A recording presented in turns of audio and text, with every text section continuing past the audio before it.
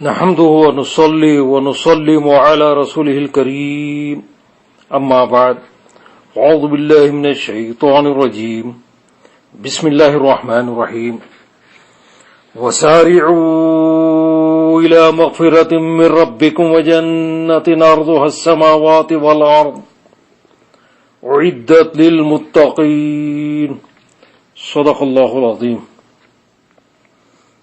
بارگاہ رسالت وعلی رسالت میں ایک مرتبہ درود پاک کا نذرانہ پیش فرمائیے گا۔ اللہم صلی علی سیدنا نبینا شفیعنا حبیبنا مولانا محمد وعلی آل محمد کما تحب و ترضى بان تصلوا علیہ صلاۃ والسلام علیک یا رسول اللہ صلاۃ والسلام علیک یا حبیب اللہ۔ وسارعوا الی مغفرۃ من ربکم،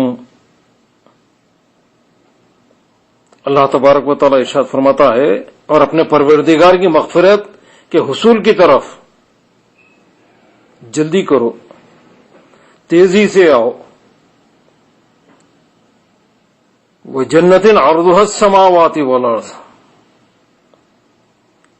اور اس جنت کی طرف جس کی چوڑائی آسمانوں اور زمینوں کے برابر ہے، اس کے حصول کے لیے تیزی دکھاؤ، عجلت کرو، جلدی آؤ، ان اسباب کی طرف آ جاؤ جس کے ذریعے آپ جنت حاصل کر سکتے ہیں۔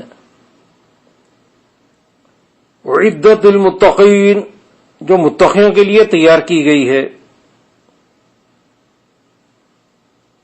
یعنی ان اسباب کو تلاش کرنے میں جلدی کرو جو تمہارے پروردگار کی بخشش اور جنت تک پہنچانے کا باعث بنتے ہیں۔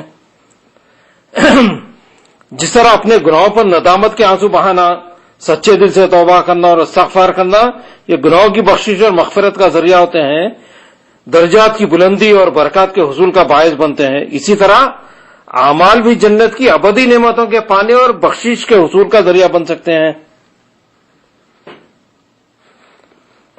رجب کا مہینہ بہت ہی فضیلت و عظمت والا مہینہ ہے۔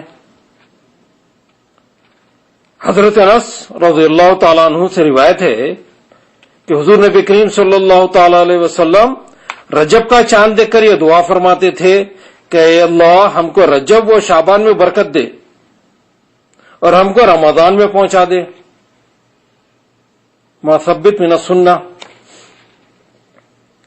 منقول ہے کہ طوفان کے وقت حضرت نوح علیہ السلام رجب کے مہینے میں کشتی پر سوار ہوئے،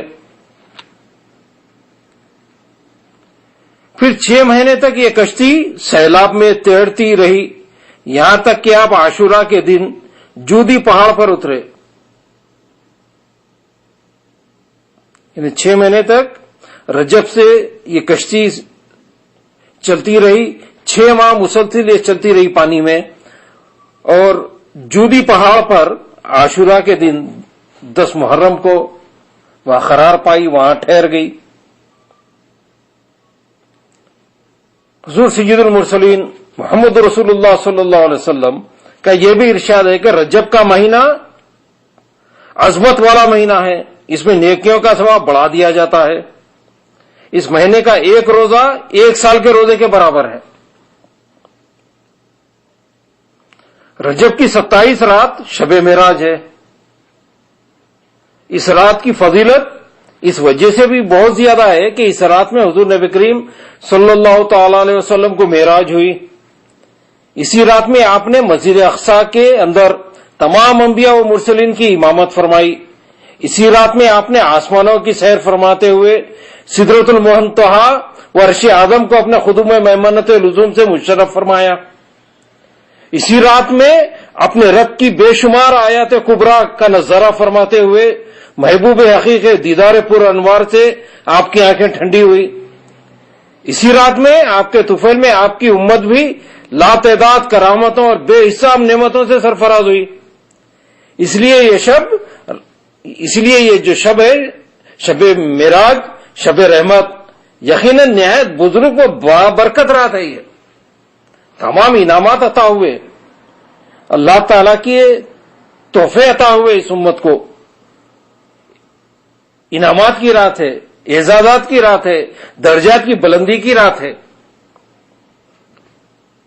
حضور نبی کریم صلی اللہ علیہ وسلم کا ارشاد ہے کہ جو شخص اس رات میں عبادت کرے گا اس کو 100 برس کی عبادت کا ثواب ملے گا. حضرت سیدنا امام غزالی رحمۃ اللہ علیہ اپنی کتاب احیاء العلوم میں اس بات کو تحریر فرماتے ہیں کہ جو شخص اس رات میں عبادت کرے گا، یعنی شب معراج میں جو عبادت کرے گا اس کو 100 برس کی عبادت کا ثواب ملے گا. یہ اللہ تعالیٰ کی عطا ہے. یؤتیہ من یشاء بغیر حساب. اللہ جس کو چاہتا ہے بے حساب عطا فرماتا ہے. وہ اپنے فضل سے سب کچھ بخش دے سکتا ہے. ایک انسان جو ساری عمر گناہوں میں مبتلا رہا، آلودگی میں رہا گناہوں کی، لیکن اللہ اپنے فضل سے معاف فرما سکتا ہے. یہ اس کا فضل ہے. تو ہر چیز اس کی عطا ہے، وہ جو چاہے عطا کر سکتا ہے. احیاء العلوم میں یہ بھی روایت ہے کہ اس رات میں جو شخص ایک سلام سے 12 نفل پڑھے، 12 رکعت نفل نماز پڑھے، پھر 100 مرتبہ سبحان اللہ والحمد للہ ولا الہ الا اللہ واللہ اکبر، اور 100 مرتبہ استغفر اللہ ربی من کل ذنب واتوب الیہ، اور 100 مرتبہ درود شریف پڑھے، پھر دعا مانگے اور صبح کو روزہ رکھے تو یقیناً اللہ تبارک و تعالیٰ اس کی دعا قبول فرمائے گا، بشرطے گناہ کی دعا نہ کرے. یعنی ایک سلام سے مطلب مراد یہ کہ 2 رکعت کے بعد، ہر 2 رکعت کے بعد اٹھتے چلے جائیں تو 6 قیدے ہوئیں گے آپ کے، تو 12 رکعت ہو جائیں گے. اس میں کیا کرنا ہے؟ 100 مرتبہ سبحان اللہ والحمد للہ ولا الہ الا اللہ واللہ اکبر، یہ تسبیحات ہیں. پھر استغفار ہے اپنی گناہوں کی معافی کے لیے، 100 مرتبہ استغفر اللہ ربی من کل ذنب واتوب الیہ، 100 مرتبہ درود شریف اللہم صلی علی سیدنا مولانا محمد وعلی آل محمد کما تحب وترضی بان تصلوا علیہ، یا درود ابراہیم، جو بھی درود ہے آپ 100 مرتبہ پڑھیں آپ. پھر دعا مانگیں، دوسرے دن روزہ رکھیں آپ، تو انشاءاللہ اللہ تبارک و تعالیٰ آپ کی دعاؤں کو قبول فرمائے گا، آپ کی عبادات کو قبول فرمائے گا. 27 رجب کا دن بھی بڑا عظیم الشان دن ہے. اسی دن پہلی مرتبہ حضرت جبرائیل علیہ السلام وحی لے کر بارگاہ نبوت میں حاضر ہوئے. روایت ہے کہ جو شخص 27 رجب کو روزہ رکھے گا اس کو 60 مہینے کے روزوں کا ثواب ملے گا. احیاء العلوم میں امام غزالی رحمۃ اللہ علیہ اس بات کو تحریر فرماتے ہیں. بہت ہی مستند کتاب ہے امام غزالی رحمۃ اللہ علیہ کی احیاء العلوم. یہ حجت الاسلام کی کتاب ہے. اب اس کتاب میں کوئی عام آدمی کو حجت کی ضرورت نہیں. غیر مقلدین کا طبقہ ماہ رجب میں پڑھی جانے والی نفل نمازوں کی شد و مد سے مخالفت کرتے ہیں. نمازیں کس کے لیے پڑھتے ہیں آپ؟ اللہ کے لیے. عبادت ہے نماز، خالص عبادت ہے نا، اللہ کی عبادت ہو رہی ہے. سر کس کے آگے جھکا رہے ہیں؟ اللہ کے آگے. رکوع کسے کر رہے ہیں؟ اللہ کے آگے. قیام کسے کر رہے ہیں؟ اللہ کے آگے. تو یہ ساری بندگی کا نچوڑ جو ہے نماز میں ہے. قیام ہو رہا اللہ کے لیے، رکوع ہو رہا اللہ کے لیے، سجدہ ہو رہا اللہ کے لیے، پورا خشوع خضوع کے مظاہرے ہو رہے اللہ کے لیے. تو لیکن نمازوں کی بھی شد و مد سے مخالفت ہوتی ہے کہ رجب میں پڑھی جانے والی نمازوں کی شد و مد سے شدت سے مخالفت کرتے ہیں کہ نمازیں نہیں پڑھنا. زمین و آسمان کی اس کائنات میں عبادت و بندگی کی مستحق صرف ایک ہی ذات ہے جس کا نام اللہ ہے. وہ اکیلا سب کا معبود ہے. تو عبادت اللہ کی جا رہی ہے. اس میں نہ شرک ہے، نہ کفر ہے، نہ بدعت ہے، نہ کوئی چیز ہے. یہ تو خالص توحید ہے، عبادت ہے اللہ کی. بندہ جو ہے اللہ کی عبادت نہیں کرے گا تو اور کیا کرے گا؟ یہ بندگی کا تقاضا ہے کہ اللہ کی عبادت کرے. بندہ بندگی کرے گا. جس مقصد کے لیے پیدا کیا گیا، وما خلقت الجن والانس الا ليعبدون، ہم نے نہیں پیدا کیا جن و انس کو مگر اللہ کی عبادت کے لیے. یعنی بندوں کو پیدا کرنے کا مقصد، جنات و انسان کو پیدا کرنے کا مقصد صرف اللہ کی عبادت. مقصد تخلیق کیا ہے؟ عبادت. اب عبادت سے روکنا، یہ کیا بات ہے؟ غیر مخلدین نفل نمازوں اور روزوں کو بھی بدعت، ضلالت و گمراہی کہہ دیتے ہیں. نماز پڑھنا بھی بدعت، یعنی گمراہی کی بات ہے. لکھتے ہیں ان کی ایک کتاب ہے البدع و اثرها السیء، بدعت اور اس کے برے اثرات کے نام سے ایک کتاب ہے، مکتب بیت السلام اور ریاض سے شائع ہوئی. اس میں لکھتے ہیں کہ ماہ رجب کے پہلے جمعے کی شب میں جشن منانا ایک گھناؤنی قسم کی بدعت ہے. ماہ رجب کے پہلے جمعے کی شب میں جشن منانا ایک نہایت ہی گھناؤنی قسم کی بدعت ہے. جہاں تک نماز کی بات ہے تو ماہ رجب میں کوئی مخصوص نماز ثابت نہیں ہے، یعنی نماز کا کوئی ثبوت نہیں ہے رجب میں. اور مزید لکھتے ہیں اسی کتاب میں البدع و اثرها السیء میں کہ ماہ رجب یا اس کے روزوں یا اس ماہ کے کسی مخصوص دن کے روزے اور اس کی کوئی مخصوص رات کی عبادت کی فضیلت کے سلسلے میں کوئی بھی صحیح اور قابل حجت حدیث وارد نہیں. اور لکھتے ہیں جو حدیثیں رجب کی فضیلت یا اس کے روزوں یا اس کے کسی خاص دن کے روزوں کی فضیلت میں وارد ہوئی دو طرح کی ہیں، ضعیف ہیں یا موضوع ہے.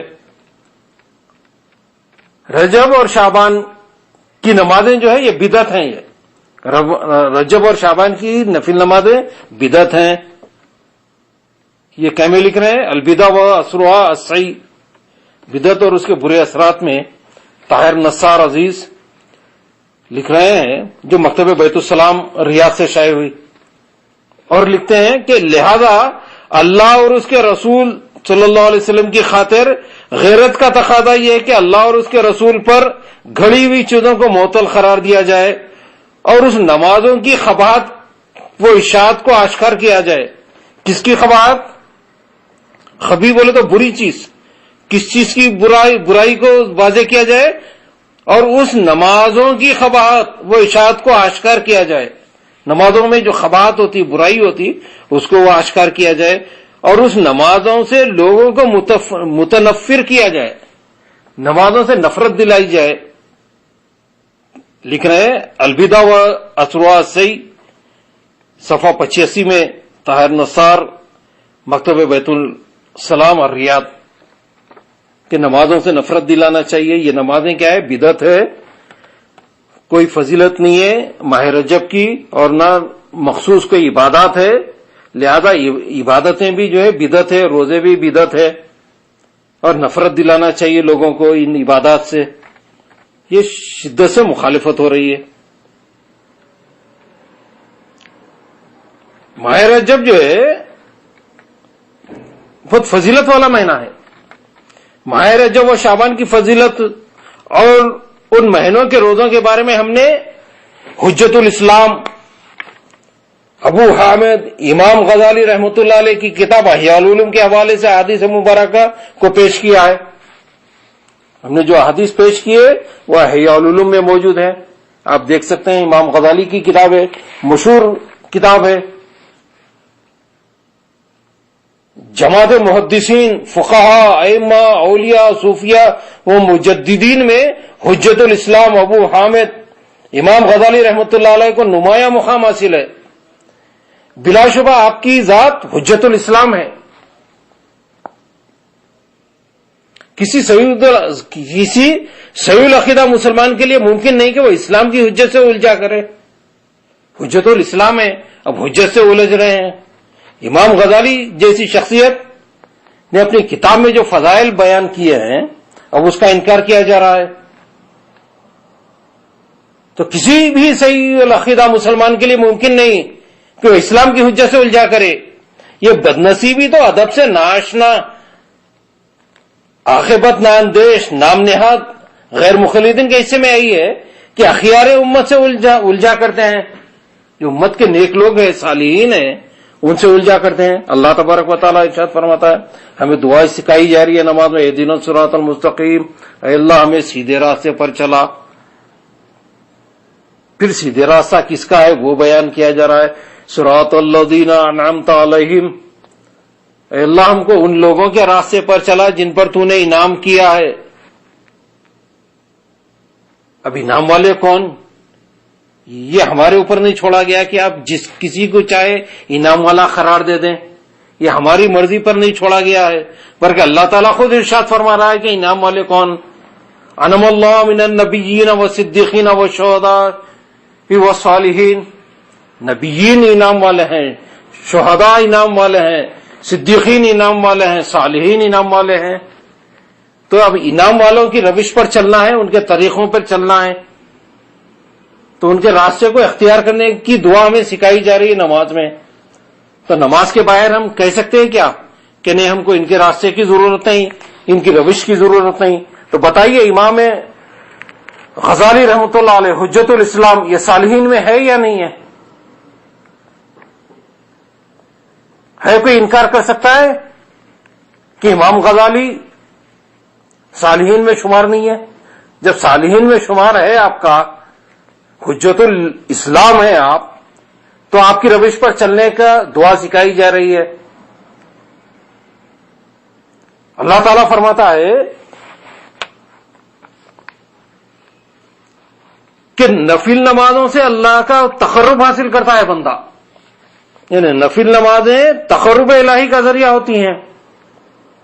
نفل نمازوں کے ذریعے بندہ اپنے رب سے قریب ہو جاتا ہے۔ نفل نمازیں جو ہوتی ہیں یہ اللہ سے قریب کرنے والی ہوتی ہیں، تو نفل نمازیں بدعت نہیں ہوتی ہے، بلکہ اللہ سے قریب کر دینے والی چیز ہے۔ بدعت جو ہے وہ گمراہی کو کہتے ہیں، لیکن نفل نمازیں یہ تقرب الہی کا ذریعہ ہے، اللہ سے قریب تر ہوتا ہے بندہ۔ حدیث قدسی ہے، یعنی اللہ تبارک و تعالیٰ ارشاد فرماتا ہے اور حضور نبی کریم صلی اللہ علیہ وسلم روایت فرماتے ہیں، اس کو حدیث قدسی کہتے ہیں کہ بندہ جب کثرت نوافل سے میرا تقرب حاصل کر لیتا ہے تو میں اس کے کان بن جاتا ہوں جس سے وہ سنتا ہے۔ یعنی یہ قدرت الہی کا مظاہرہ ہوتا ہے کہ اللہ تعالیٰ اس کی سماعت میں اضافہ عطا فرما دیتا ہے۔ بندہ رہتا ہے، بندہ کسی بھی مرحلے پر کسی بھی مقام پر پہنچ کے بندہ ہی رہتا ہے۔ بندہ جو ہے آخری بلندی پر بھی پہنچ جائے، عرش پر بھی پہنچ جائے، مقام قابہ قوسین پر بھی پہنچ جائے تو بندہ رہتا ہے۔ حضور نبی کریم صلی اللہ علیہ وسلم معراج میں 7 آسمانوں پر پہنچ گئے، عرش اعظم پر پہنچ گئے، مقام قابہ قوسین پر پہنچ گئے۔ ثم دنا فتدلی فکان قاب قوسین او ادنی، یعنی اللہ تبارک و تعالیٰ کا قرب اتنا حاصل ہوا کہ 2 کمانوں کے درمیان اتنا قرب الہی حاصل ہوا، دیدار الہی ہوا۔ حضور نبی کریم صلی اللہ علیہ وسلم کو معراج نصیب ہوئی، تو آپ اس بلندی پر بھی پہنچ کر عبد ہیں، بندے ہیں۔ سبحان الذی اسری بعبدہ لیلا من المسجد الحرام الی المسجد الاقصی، کہ پاک ہے وہ ذات جو لے گئی اپنے بندے کو مسجد حرام سے مسجد اقصی راتوں رات۔ تو یہ حضور نبی کریم صلی اللہ علیہ وسلم بندے خاص ہیں، اللہ تبارک و تعالیٰ کے بندے خاص ہیں۔ تو کوئی بھی کسی بھی مقام پر پہنچ جائے تو یہ بندگی ہے۔ حضور نبی کریم صلی اللہ علیہ وسلم کو امت جو ہے آپ کے معجزات، آپ کے کمالات، معراج کا واقعہ، آپ جنت کی سیر فرما کے آئے ہیں، آسمانوں کی سیر فرمائے، عرش اعظم پر وہاں تک عرش سے آگے بڑھ گئے ہیں، لیکن اس کے باوجود امت آپ کو عبد کہتی ہیں۔ اشہد ان لا الہ الا اللہ واشہد ان محمدن عبدہ ورسولہ، کہ ہم گواہی دیتے ہیں کہ حضور نبی کریم صلی اللہ علیہ وسلم اللہ کے بندے ہیں۔ تو بندہ جو ہے عبادت سے اللہ کا قرب حاصل کرتا ہے، بندہ ہی رہتا ہے، معبود رہتا ہے۔ تو بندہ جو ہے تقرب الہی حاصل کرتا ہے نوافل کے ذریعے، کثرت نوافل سے جتنا نفل نمازیں پڑھیں گے اللہ کا قریب ہوتا جائے گا، اللہ کا قرب حاصل ہوگا وہ۔ تو اللہ تبارک و تعالیٰ اس کے کانوں میں وہ صلاحیت عطا فرماتا ہے کہ وہ سن سکتا ہے جو اللہ سنانا چاہتا ہے۔ تو جب اللہ کا تقرب حاصل کر لیتا ہے تو اللہ تعالیٰ فرماتا ہے میں اس کا کان بن جاتا ہوں جس سے وہ سنتا ہے، میں اس کے آنکھ بن جاتا ہوں جس سے وہ دیکھتا ہے۔ تو اللہ اس کو وہ دکھاتے ہیں جو اللہ دکھانا چاہتا ہے، یعنی زمین پہ بیٹھ کے عرش تک بھی دیکھتا ہے، پہاڑ پر بھی دیکھتا ہے، پہاڑ کے پیچھے بھی دیکھتا ہے، دیوار کے پیچھے بھی دیکھتا ہے، مشرق میں رہ کے مغرب کو دیکھتا ہے، زمین پر رہ کے آسمان کے نظارے کرتا ہے، عرش و کرسی کو ملاحظہ فرماتا ہے. تو یہ اللہ کی عطا ہے، اللہ کا فضل ہے، اللہ اس کو دکھانا چاہتا ہے تو وہ دیکھتا ہے، وہ سنتا ہے جو اللہ سنانا چاہتا ہے. جب وہ چلتا ہے تو میں اس کے پاؤں بن جاتا ہوں. یعنی اللہ تعالیٰ کی قدرت کے مظاہرے ہوتے ہیں. میں اس کے ہاتھ بن جاتا ہوں. یار دست قدرت اللہ تعالیٰ اس کے ہاتھوں میں وہ صلاحیتیں، وہ اختیارات، وہ قوتیں عطا فرما دیتا ہے. یعنی اللہ تعالیٰ کی تائید اور نصرت اس بندے کے ساتھ ہو جاتی ہے جو کثرت سے نوافل پڑھتا ہے. تو نوافل بہت ہی ضروری چیز ہے، اللہ کا تقرب حاصل ہوتا ہے. تو پہلے تو فرائض ادا کرنا ہے، فرض نمازیں ادا کریں، اور جو فرائض اسلام ہیں وہ ادا کریں، واجبات ادا کریں، سنتیں ادا کریں، سنت موقدہ ادا کریں، سنت غیر موقدہ ادا کریں. اس کے بعد جو ہے نوافل ادا کریں کثرت سے. تو اولیاء اللہ جو ہے کثرت سے نوافل ادا کر کے اللہ کا تقرب حاصل کرتے ہیں. تو وہ کاملین جو ہیں فرائض، واجبات، سنتیں، مستحبات سب ادا کر کے بھی نوافل ادا کرتے ہیں. تو نوافل سے اللہ کا تقرب حاصل ہوتا ہے. نوافل گمراہی نہیں ہے بلکہ بندگی کا تقاضا ہے. بدعت کس کو کہتے ہیں معلوم ہے؟ بدعت ضلالت و گمراہی کو کہتے ہیں، اور بدعتی کا ٹھکانہ جہنم میں ہوتا ہے. احادیث میں بدعتی کی تعظیم و توقیر کی سخت ممانعت ہے. فرمایا گیا کہ بدعتی کی تعظیم دراصل دین کو ڈھانا وہ منہدم کرنا ہے. چور اور زانی کے بارے میں اتنی سخت وعید نہیں جتنی بدعتی کے لیے ہے، کیونکہ گناہ کبیرہ کا تعلق عمل سے ہوتا ہے. انسان چوری کرتا، زنا کرتا، حرام کھاتا ہے، جو بھی گناہ کبیرہ کرتا ہے اس سے کافر نہیں ہوتا ہے، اس کا تعلق عمل سے ہوتا ہے. اور بدعت کا تعلق عقیدے کے فساد سے ہوتا ہے. انسان گمراہ کس چیز سے ہوتا ہے؟ عمل سے نہیں، عقیدے سے انسان گمراہ ہوتا ہے. تو ہر نیا عقیدہ بدعت ہے، ہر نیا عقیدہ گمراہی ہے. عمل سے گمراہ نہیں ہوتا انسان. عمل انسان کو گناہگار بناتا ہے لیکن عقیدہ انسان کو گمراہ بنا دیتا ہے. تو ہر نیا عقیدہ گمراہی ہے. تو عبادات یہ عمل ہے، یہ نیا عقیدہ گھڑنا نہیں ہے. یہ تو رجب اور شعبان کی نمازوں اور نفل روزوں کو بدعت کہنے کا صاف مطلب یہی ہے کہ جو مسلمان رجب و شعبان میں کثرت سے اللہ تبارک و تعالیٰ کی عبادت کرتے ہیں، نفل نمازیں پڑھتے ہیں اور روزے رکھتے ہیں، وہ سب گمراہ اور جہنمی ہیں. ان نمازیوں اور روزے داروں کا احترام و تعظیم دین کو ڈھانے کے برابر ہے. یہ سزا انہیں نفل نمازیں پڑھنے اور نفل روزے رکھنے کی دی جائے گی. معاذ اللہ، استغفر اللہ. تو نمازیں تو اللہ کا تقرب کا ذریعہ ہے، روزوں کے ذریعے، عبادات کے ذریعے اللہ کا تقرب حاصل ہوتا ہے. تو اللہ تبارک و تعالی ہم سب کو ماہ رجب میں کثرت سے نمازیں ادا کرنے، نفل نمازیں ادا کرنے اور روزے رکھنے کی توفیق عطا فرمائے. وآخر دعوانا الحمدللہ رب العالمین. سبحان ربک رب العزت عما یصفون وسلام علی المرسلین والحمدللہ رب العالمین.